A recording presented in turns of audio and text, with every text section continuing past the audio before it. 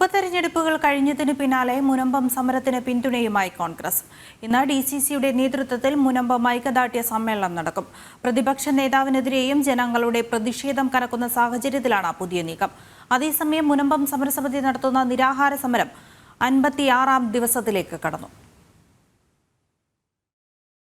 ഉപതെരഞ്ഞെടുപ്പുകൾ കഴിഞ്ഞതോടെ മുനമ്പം സമരത്തിൽ പങ്കാളിയാകാനാണ് കോൺഗ്രസ് നീക്കം. തെരഞ്ഞെടുപ്പുകൾ കഴിയുന്നതുവരെ വിഷയത്തിൽ മൗനം പാലിച്ച കോൺഗ്രസ് മുനമ്പം ജനതയ്ക്ക് ഐക്യദാർഢ്യം പ്രഖ്യാപിക്കാൻ ഒരുങ്ങുകയാണ്. ജില്ലാ കോൺഗ്രസ് കമ്മിറ്റിയുടെ നേതൃത്വത്തിൽ ഇന്ന് വൈകിട്ട് 3 മണിക്ക് മുനമ്പം ഐക്യദാർഢ്യ സദസ്സ് സംഘടിപ്പിക്കുന്നുണ്ട്. വെള്ളിയാഴ്ച ചേർന്ന DCC യോഗത്തിലാണ് ഐക്യദാർഢ്യ സദസ്സ് നടത്താൻ തീരുമാനമായത്. പ്രതിപക്ഷ നേതാവിന്റെ തൊട്ടടുത്ത സ്ഥലത്ത് നടന്ന ജനകീയ സമരം കണ്ടില്ലെന്ന് നടിക്കുകയായിരുന്നു ഇതുവരെ കോൺഗ്രസ്. ആദ്യഘട്ടത്തിൽ മുനമ്പത്തെത്തിയ VD സതീശനും ഹൈബി ഈഡൻ MPയും മുനമ്പത്തെ ജനങ്ങളോടൊപ്പം ഉണ്ടാകുമെന്ന് വാക്ക് നൽകിയിരുന്നു.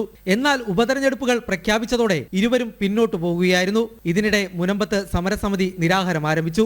സമരത്തിന് പിന്തുണയുമായി BJPയും ഹിന്ദു ഐക്യവേദിയും SNDPയും രംഗത്തെത്തിയതോടെ സമരം ദേശീയ ശ്രദ്ധ നേടുകയും ചെയ്തു.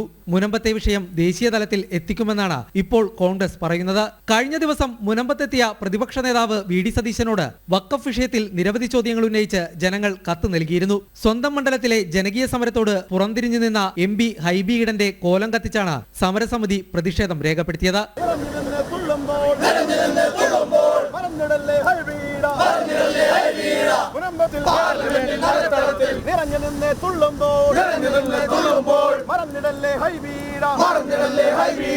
വിഷയം സർക്കാർ വഷളാക്കുന്നുവെന്നാണ് പ്രതിപക്ഷ നേതാവിന്റെ ആരോപണം. 2 മിനിറ്റ് ഇരുന്ന് സംസാരിച്ചാൽ തീരാവുന്നതാണ് മുനമ്പം വിഷയമെന്നാണ് VD സതീശൻ പറയുന്നത്.